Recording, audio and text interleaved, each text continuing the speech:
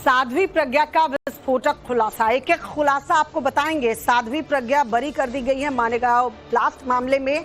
जब 17 साल का इंतजार और फिर फैसले की घड़ी आई, उसके बाद भोपाल पहुंची साध्वी प्रज्ञा एक एक कर खुलासा कर रही है। कैसे मनगढ़ंत कहानी रची गई, भगवा आतंकवाद जैसा शब्द जो है वो रचा गया। अभी हमने आपको लाइव सुना कर्नल पुरोहित की पत्नी अपर्णा पुरोहित जो बता रही थी कि कैसे पूरा परिवार टॉर्चर हुआ इन 17 सालों में।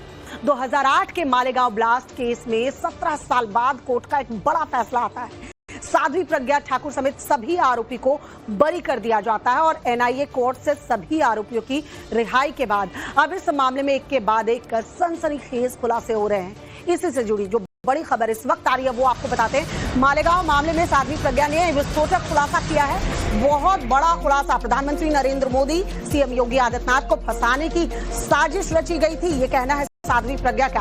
भोपाल पहुंची साध्वी प्रज्ञा ने और भी खुलासे किए हैं। मुझे कई बड़े नेताओं के नाम लेने को मजबूर किया गया, टॉर्चर किया गया। कोर्ट के फैसले से सत्यमेव जयते सिद्ध होता है।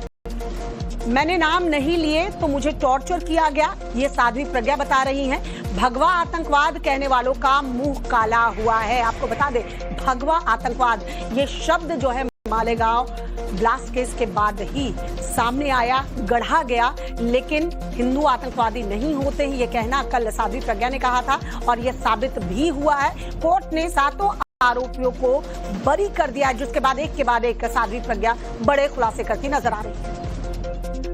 ये हिंदुत्व की और धर्म की विजय है, भगवा की विजय है और सत्यमेव जयते, ये जो हमारे शास्त्रों में कहा गया है, यह सिद्ध हुआ है।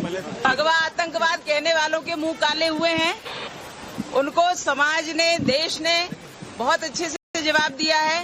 कोर्ट ने जिस प्रकार से निर्णय दिया है, एकदम स्पष्ट निर्णय है और वह उनके मुंह पर विरोधियों और भगवा को आतंकवाद कहने वालों के ऊपर तमाचा है। ये अभी जो चौहान है वहाँ का, महाराष्ट्र का, उसने जो कहा है कि सनातन आतंकवाद, हिंदुत्व आतंकवाद, ये सब एक थाली के चट्टे बट्टे, ये कांग्रेस ही है। तो दबाव बनाया था और दबाव में लेकिन मैं आई नहीं और मैंने किसी का भी नाम नहीं लिया, झूठा नाम नहीं लिया। जो वो कहलवाने थे, झूठा प्रचार कर रहे थे, मैंने नहीं किया और इसलिए मुझे इतना टॉर्चर किया गया। तो मालेगांव केस से बरी होने के बाद साध्वी प्रज्ञा आज सुबह ही भोपाल पहुंची, जहां उनका भव्य स्वागत किया गया। तस्वीरें आपको दिखा रहे हैं। उनके घर को दिवाली के दियों की तरह रोशन किया गया है, सजाया गया है, उनकी आरती उतारी गई है। साध्वी प्रज्ञा के समर्थकों ने ढोल नगाड़े बजाए हैं, जश्न मनाया है।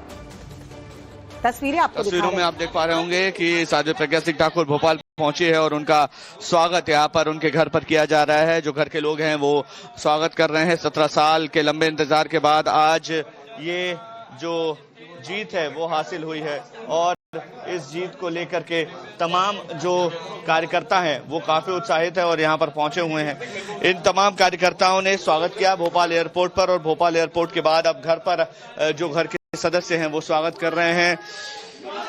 ये देखिए, भारत माता की जय जयकार यहाँ पर साध्वी प्रज्ञा कर रही हैं और जीत का जश्न साफ तौर पर झलक रहा है उनकी बातों में। उनकी वो जिस तरह से भोपाल पहुंची हैं, यहाँ पर कार्यकर्ताओं का जोश देखते ही बन रहा है।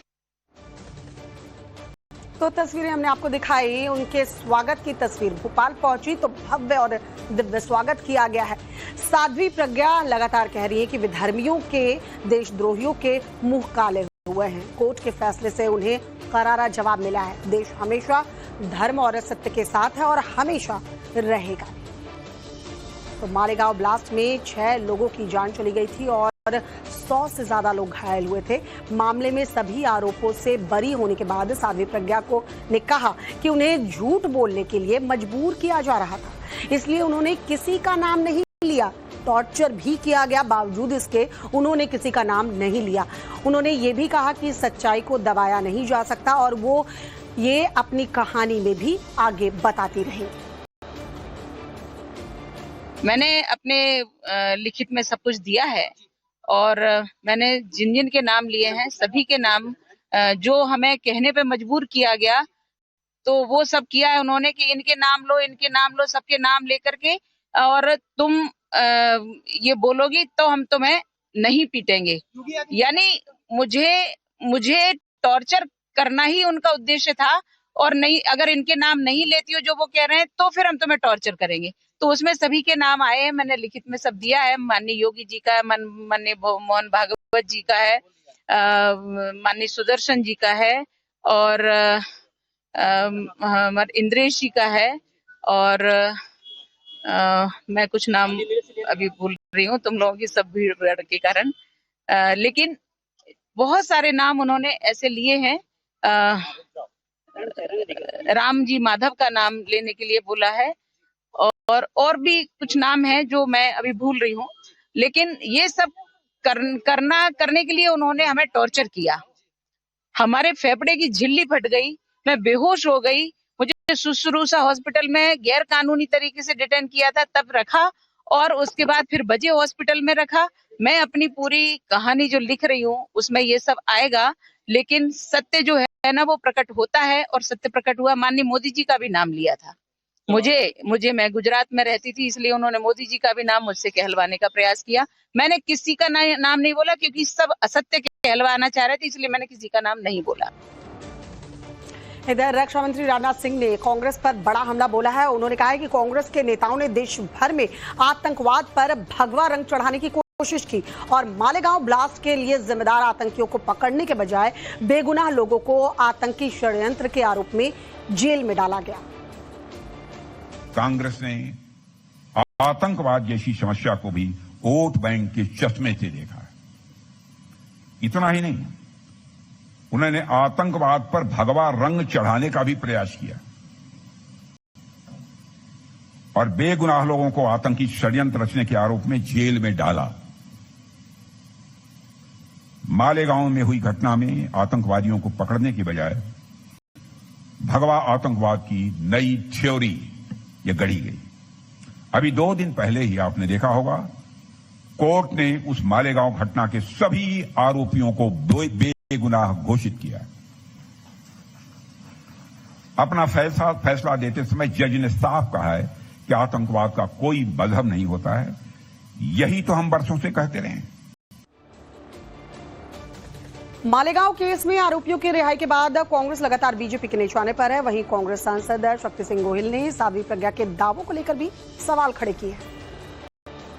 एक तो ये बीजेपी से जुड़ी है। बीजेपी माने नीतीश बाबू कहते थे बड़का झूठा पार्टी। अगर उस वक्त कुछ भी था तो जो भी एक्यूज्ड होते हैं उनको अदालत के सामने अकेले में जज के सामने पेश होना होता है। जब एजेंसी भी चली जाती है, अकेले में जज उनसे पूछते हैं कि कोई दिक्कत, उस वक्त कह देती, स्टेटमेंट लिखवा देती कि फला ऑफिसर मुझे आके ये कह रहा है। कुछ भी नहीं कहा, इसका मतलब कुछ भी नहीं है।